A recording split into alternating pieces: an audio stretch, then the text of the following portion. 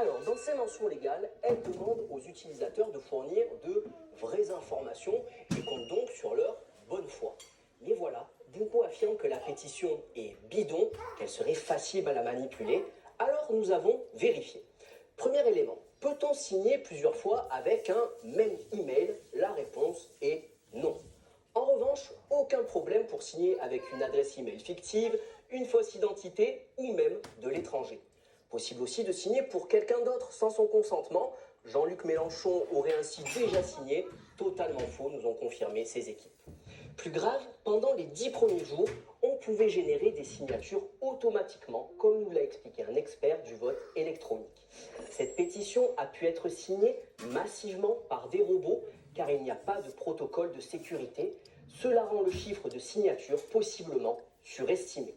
Aujourd'hui, un outil pour contrer les cyberattaques a bien été ajouté à la pétition.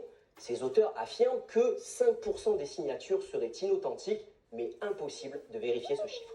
Alexandre, les initiateurs de cette pétition veulent en fait obliger l'Assemblée nationale à examiner leur projet de loi. C'est d'ailleurs ce qui s'était passé pour la pétition qui a abouti à la fameuse loi du plomb. Et oui, effectivement, ces deux pétitions, elles n'ont rien de comparable. Celle lancée par Philippe de Villiers est hébergée sur un site privé du groupe Lagardère. Et on ne peut pas vérifier chaque signature. L'intérêt est évident, on vous propose de vous abonner à un célèbre journal du dimanche. La pétition contre la loi du plomb, elle, était hébergée sur le site de l'Assemblée nationale.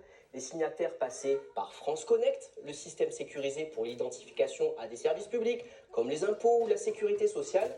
Une seule identité par contre est donc impossible de signer plusieurs fois, raison pour laquelle ces 2 millions de signatures étaient-elles 100% certifiées. Merci beaucoup Alexandre. Le débat politique que l'on a connu bien plus apaisé dans notre histoire. Mais la crise que nous traversons en ce moment n'a pas entamé la fascination des Français pour leur République et ses lieux de pouvoir. La preuve aujourd'hui avec le succès des Journées du patrimoine.